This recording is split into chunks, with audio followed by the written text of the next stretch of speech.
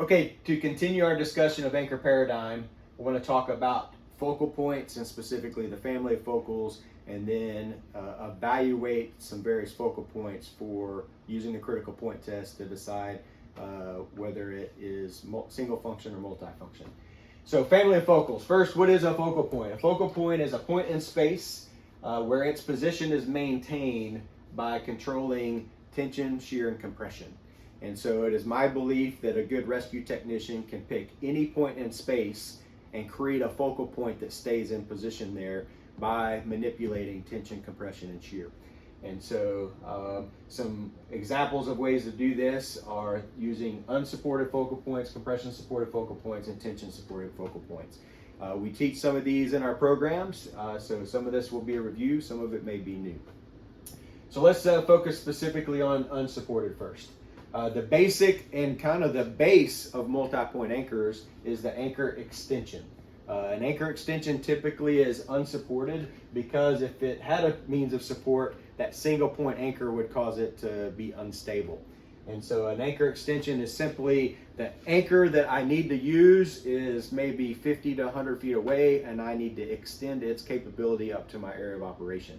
And so I would interface a rope with either an indirect or a direct connection with the anchor, and then I would extend that into the position where I want to operate. And so in this case, I've built a Z-rig off of a clutch. And so that is my anchor extension. This is a single anchor extension, very helpful. But here I'll have a multi-point anchor extension. And so in this case, the focal point is more stable. It's stable left to right, but it is not supported up and down. And so as you're operating, and when we teach our general rescue class, this is typically what we teach, is an unsupported 2-point multi-point anchor system. And so 2 anchor extensions come into a focal point into our area of operation. We could be doing this because our anchors are so far away, or we could be doing this because where we want our fall line or our load path is not directly in line with an anchor. And so I'm going to use 2 anchors together to bring a focal point between the 2 of them so that I'm operating where I want to be. Next will be our compression supported rigging plates, or correction supported focal points. So first I've got natural. So it might be that I have a tree that is exactly where I want it to be, but that tree is marginal by definition, and so I want to beef it up. Or it might be that it's just where I need it to be, but in order for the single function tree to become multifunction, I maybe am going to back it up. But in all cases, I'm using a natural element that already exists, and I'm going to create a multi-point anchor behind it and use the natural piece to elevate it and keep it in position. And so here I have 2 anchor extensions, red and blue, that then come to my tree to create the focal, then running my system off the front of it. And so that's a natural compression supported focal point. This is our rigging pod, and that's a term that's used pretty widely in the U.S. We have been teaching for the last probably 6-8 years in reset is to use one section of an Arizona vortex with an Azorp head on top to create a focal point and to bring 2 anchor extensions, or maybe 3 or 4, depending on whether you're trying to achieve single function or multifunction, together to that focal point. So all the rigging pod is doing for us, or all this Arizona vortex leg is doing for us, is propping it up off the ground. So giving us the opportunity to operate standing up instead of it dropping to the ground like we do with our unsupported. And so 2 anchor extensions coming together. So that is a rigging pod. Last is our tension supported focal point, and that's where again I've created a multi-point anchor using anchor extensions to a focal point, and to support that thing in the 3rd dimension I'm using an element of tension. And so that could be that you're in an industrial facility and you have an I-beam over the top that's pretty high up, but you're just going to prop a rigging plate up. It could be that you're in a cave or a confined space and you've just got the 3-dimension world that you can then add that 3rd element to bring that focal point up into space. So that is our family of focals: anchor extension, multi-point anchor extension, natural, rigging pod, and tension supported. The last piece of this is I want to evaluate these different versions or variations of multi-point anchors and to decide, is this a single function or a multi-function anchor?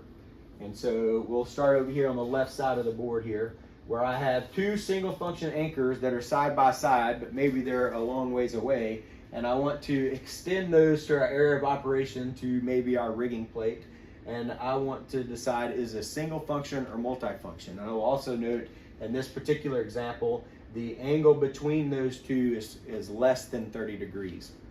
And so in this condition, and as I evaluate these, I want to do my critical point test. And so as I do that, I would say, if the right leg of this were to go away, would I have any unacceptable deviation or extension? And if I do, then it does not pass the critical point test, and that would automatically make it single function. So in this case, I'm less than 30 degrees. If this right leg were to go away in my critical point test, would I have any unacceptable deviation and extension? And the answer is no. Because I'm less than 30 degrees, there might be a small, slight load shift, but not anything that would affect the load negatively. So in this case, I would consider this anchor, multi-point anchor configuration as multi-function. All right. Next, if we widen that out a little bit to where we are greater than 30 degrees, and then evaluate it with our critical point test, if this right leg were to go away, this focal point would deviate and extend. And in my book, it would be to an unacceptable level. And so as I have a 2-point multi-point anchor and that angle is wider than 30 degrees, that for me puts it in a category of not passing critical point. So this is only single function. Now this can be used, but it can only be used for one half of a system. A lot of people kind of foul that up and they say, oh, well, in this instance, then this anchor configuration can't be used. Well, it can be. It's just that one half of my system would be rigged off of this anchor point and the second half of the system would be rigged off of something else. Maybe a second multi-point anchor or a single point anchor somewhere coming from a different location.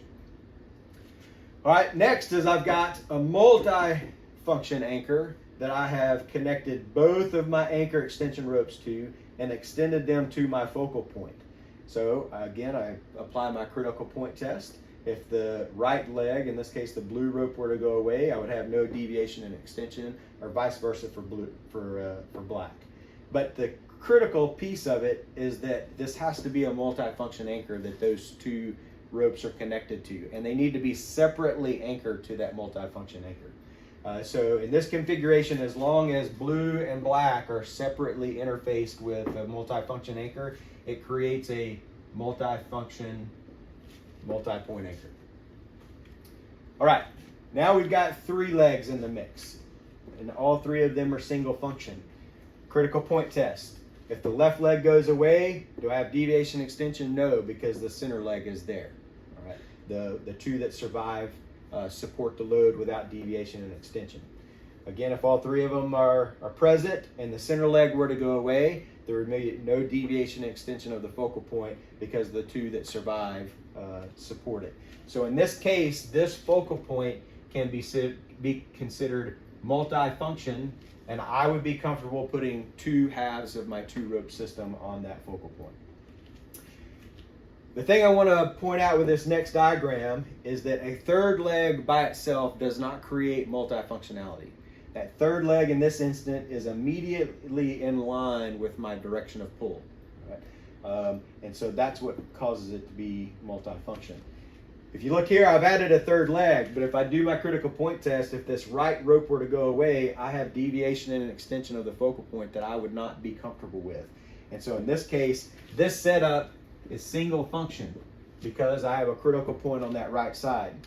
A way to improve this setup would be to bring a 4th leg from the right side, which would give it multifunctionality. Right? You got 2 and 2. So if any one of these ropes were to go away, the surviving ropes support the focal point and prevent deviation and extension. All right, the last configuration I want to highlight is this L-shaped configuration. And when I first saw this configuration, I thought, nah, whatever, it's party tricks. until I found myself in a situation where I needed it. And it can be very powerful and very helpful in circumstances. And so we'll take a peek at this. And so I've got my fall line, or line of action as it would be called. My Hall system would be coming through here, being applied to this focal point. Well, if I apply my critical point test, if any one of these legs were to go away, the focal point would not deviate and extend. So that gives us multifunctionality.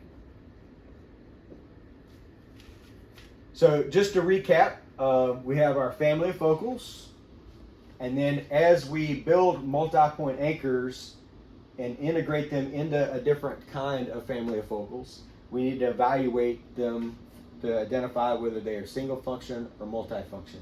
We do that by performing our critical point test. And as we do that, if a critical point causes unacceptable deviation or extension, by default it's going to be single function. Alternatively, if the focal point stays in place during the critical point test, then you can consider it multifunction.